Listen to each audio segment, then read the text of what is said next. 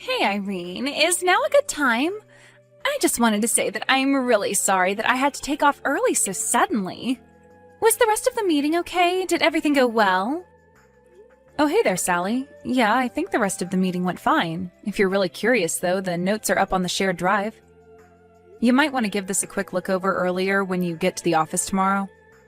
You really are the best, you know that. I really am so grateful for you taking that over for me. I mean, you basically did my work for me.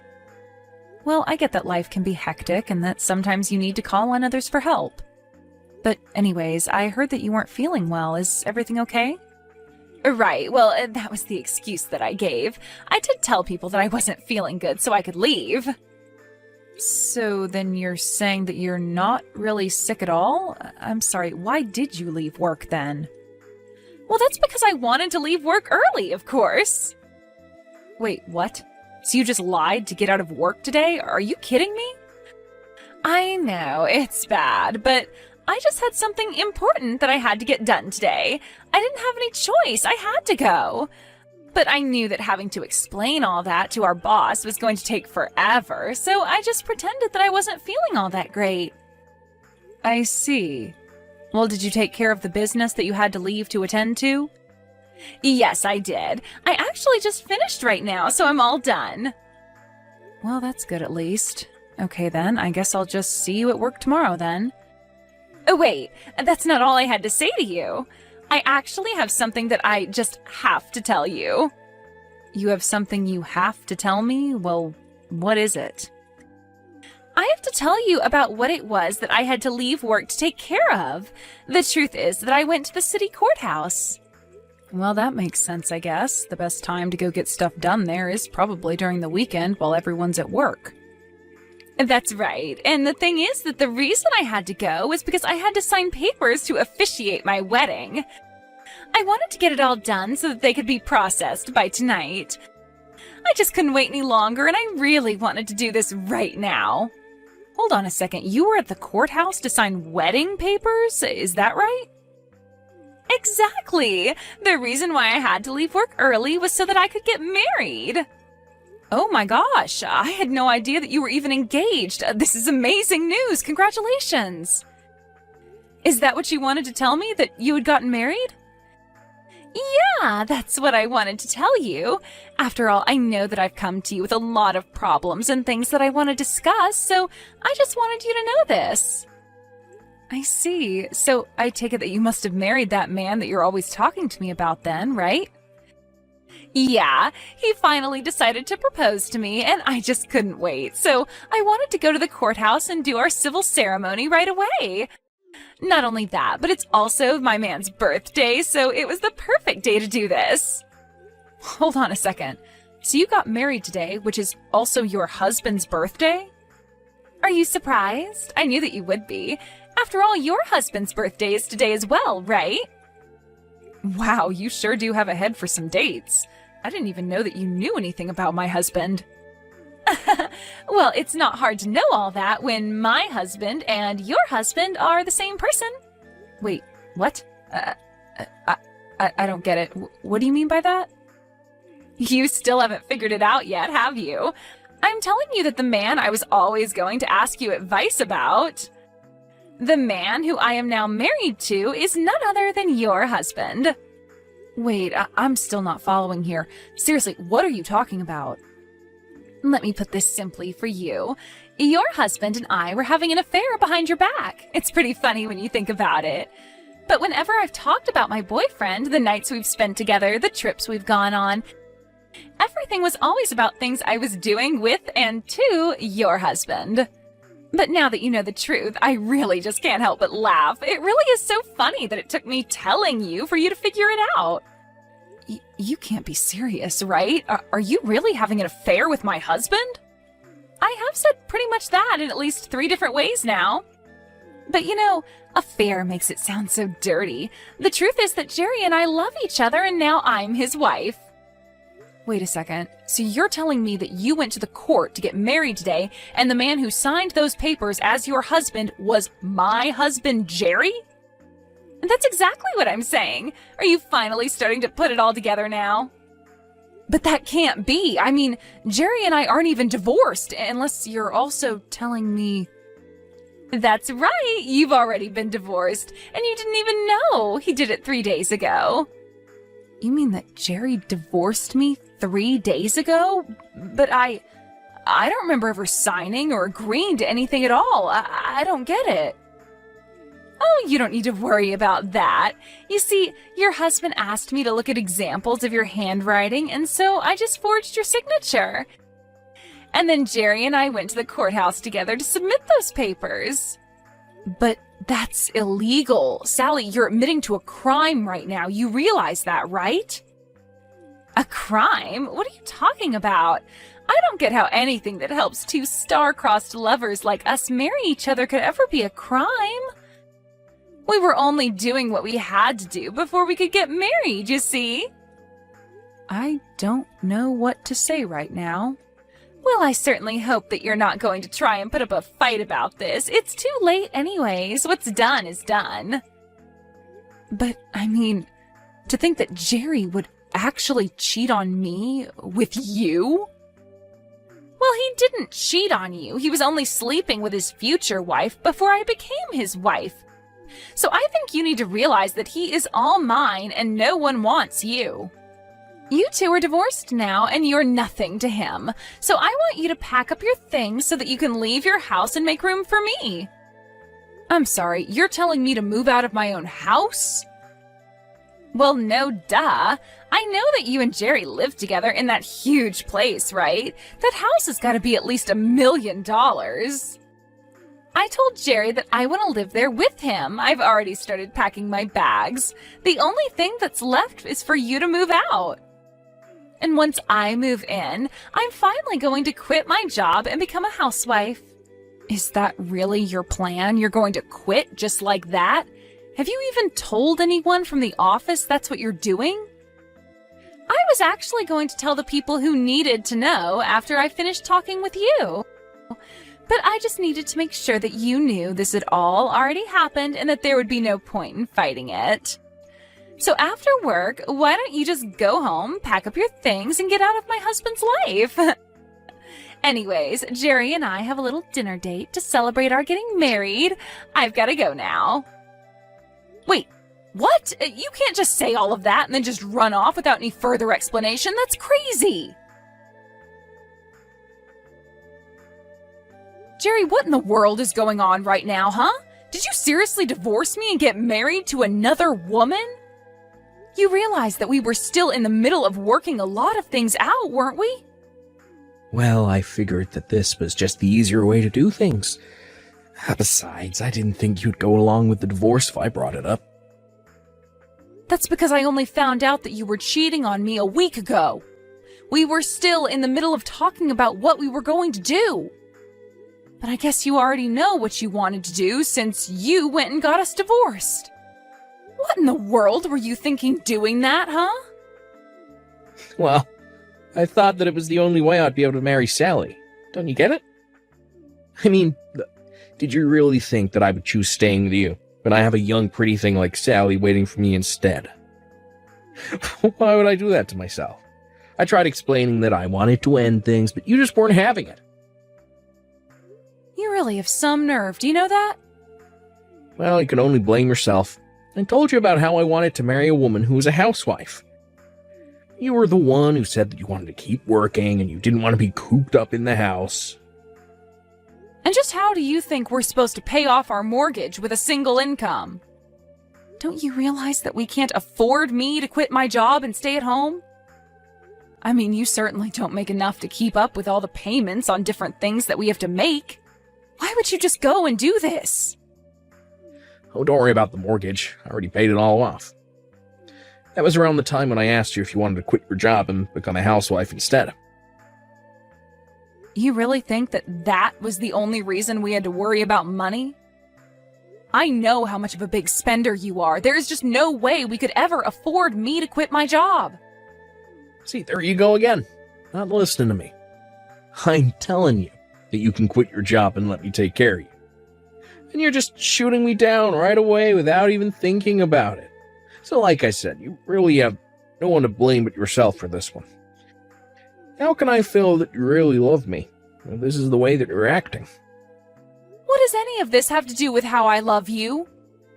Well, if you really love me, then you just do whatever I said when I said it, right? You can't be serious about that, right? Please tell me that that's supposed to be some kind of bad joke. Yeah, you're just proving my point, you know? Anyways, it doesn't matter now, because we're divorced. And I have a new wife as of today, so I'm afraid that you can't stay at the house any longer. I want you to pack up your bags and leave, Irene. Are you kidding me? You know that you can't just kick me out, right? Well, I told you last week that I wanted to get a divorce. I told you I wanted to marry someone else. I know exactly what you were doing. I know that you wanted to divorce me just so that you could marry this other woman. But we still had so much to talk about. We weren't through discussing alimony, lawsuits for the affair, how to split our assets, all of that stuff. You already know who it is that I'm married to now, right? That wasn't even on the list of things that I wanted to talk with you about. Well, the point is that I put up the money for this house and I want to live with the person I love. I just don't need you anymore. So you're telling me that you really love Sally? So much so that you're willing to just kick me to the curb like this? That's how badly you want to be living together with Sally? Yeah, does the factor of divorce not tell you all that you need to know? Don't talk to me like we're married anymore. Well, fine then. I guess since you both want this so bad, there's really no point in arguing anymore. It's more than just a want for this. It's a need. Our hearts are tied to one another, and that's why we can't live without each other. We're soulmates. Don't you get that? We're always going to end up together because that's what the universe wants for us. We're only following the universe's plans for us by getting rid of anything in our lives that might keep us apart. And that includes you. Now that I've met Sally, I know that there's nothing else I need. And with that, I say goodbye. Wait, what? You're just going to quit talking to me just like that? We still have things that we need to discuss, Jerry. Hey, answer me right now. I'm serious. Hey there, Irene. I just wanted to say good work yesterday. I called the office yesterday and I found out that you also ended up taking some time off, didn't you? Don't tell me that you had to use some of your paid time off to pack up all your things just for me. You have got some nerve coming back to talk to me after you told me what you were doing with my husband. Well, I really am sorry that things had to end up the way they are. I'm sure that you're going through a lot of difficult emotions right now, but that better not slow you down while you're moving out. You are clearing out a space for me at Jerry's house, right? Have my bags already arrived there? Your bags? What are you talking about? Have you already started sending your stuff over? Haven't you heard? I'm going to be moving into that house from today. Jerry and I want to start living together as soon as possible. So that's why you need to keep packing up your things. Don't keep me waiting too long. Wait a second. You mean that you were going to move into this house from today? Well, of course I was. Once you move out, there's really no need to wait any longer, is there? That's why I thought you'd be done by now. Didn't I tell you that that house was my dream house? I've always wanted to live in a huge place like that, and being there with Jerry is just going to make it perfect. I see. Well, you know, even though I'm fond of the house, I don't think that Jerry wants to give it up. But the house is worth so much more than when we first bought it, you know? Well, I'm just so excited to be living in my dream house with my dream man, tending to my garden while he's at work and then making sure dinner's ready before he gets home. It's going to be simply amazing. But first, you have to move out of there so that I can move in. Just keep an eye out for my luggage when it gets there and bring it into the house for me. I don't need you to do anything else for me after that. You really think that you can just boss me around like this? You must really think that I'm going to just get up and leave. I don't really know what you think because I already know what's going to happen. You and Jerry are divorced. You shouldn't be living together. You need to just get your things and go. That way I can finally be with my soulmate for the rest of my life. Right. Well, the only problem there is that I own this house. Wait, what? What do you mean by that? Jerry told me about how he was the one paying for the house, so that means that it's his house, right? I don't know what else to say except that it's my name on the mortgage. But that can't be right. That's my dream house. You can't be the real owner. I'm not sure what you've heard about the house from Jerry, but the house has always belonged to me since we moved in there. You have to be lying to me. Jerry said that he was the one who paid the loan. Well, the loan is certainly paid off, but I was the one who paid it all. But that can't be right. It is. I paid for the house, the utilities, the insurance, everything. I can show you some of the bank statements I have that prove it all. Please tell me that this is some kind of bad joke or something. You know, if you don't believe me, then that's really on you, but I'm just trying to tell you the truth. I own the house. But Jerry told me that the house cost over $1 million, and if you paid for everything, then just where did you get that money from? Oh, come on, you don't really think that I could afford to have all that money lent to me with our salaries? I don't understand. How did you get all of that money in the first place then? How did you afford to get a loan large enough to cover all that? My dad took out the loan for me, if you must know. Oh, wait a second. You mean you asked your dad for help? That's right. My dad owns his own business, so he has quite a bit of capital and has access to those kinds of loans. So I asked my dad if he could co-sign my loan, and in the end, he ended up accepting liability for about 4/5, while I took on 1/5 of the total amount. But then because my dad paid off the loan, I was basically just repaying my dad with no interest. So when I finished paying for the house, I really just finished paying my dad back. But then, doesn't that mean that the house would actually belong to your dad in that case? Well, my dad actually passed away last year, but before he did, he changed the name on the deed to me, and I inherited the land. But then, how did Jerry end up thinking that the house was his? You two started seeing each other about a year ago now, right? I think that Jerry was so obsessed with his little love affair that he didn't even bother to check about the process. He was always too busy lying about being busy with work to check that his name had been put on the deed as well. When my dad died, he told me to handle everything by myself, and so I did. So then, he didn't even make sure that his name was on the deed? That's right. So not only did I end up paying for the house, but I also have legally and properly inherited it. But then, if you're the real owner of the house, then that means that I won't be living there. No, it means neither you nor Jerry is going to be living here, since Jerry has no right to stay here now that we're divorced. So I suppose you two will just have to find somewhere else to live. But you can't do this to me. I already sent my bags over there. Right, well, when the delivery person comes, I'll just refuse to sign for the packages. Don't worry. But if you don't pick up all my things, then what's going to happen to them? Won't they get sent back to me or something? I don't know. Why don't you go call Jerry and ask him to figure it out for you? I have to go and call my lawyer to tell them that I'll be pressing charges for the affair you two were having. Although I guess since I imagine you've already canceled your lease and are all packed up, you probably don't have a place to live anymore. So I guess I should have my lawyer send his letter to your parents? You want to send the letter saying that you're suing me to my parents? Why on earth would you do that? Well, don't you think they should know about the crimes you committed? And I'm not just talking about the cheating, you also impersonated me by forging my signature. Oh, come on, you're not really upset about that, are you? I told Jerry that I would divorce him when we worked out all the details of how it would happen. Instead, you and him snuck around and ended our marriage out of convenience for yourselves. And if you think that I'm going to take that kind of identity theft lightly, then you're dead wrong. Anyways, I'll go ahead and tell my lawyer to forward those letters to your parents' house. After that, the delivery person with Sally's bag showed up. I followed through on what I said and refused to sign for them. I heard that Sally and Jerry had to spend 2 hours trying to collect their bags from the mailroom. I heard that Sally did end up moving back in with her parents, but when they found out what she had done and the trouble she was in, they kicked her out before a week had even passed. Now, Sally and Jerry lived together in a cramped apartment. They couldn't afford anything more since their jobs found out about what happened. They were both severely demoted.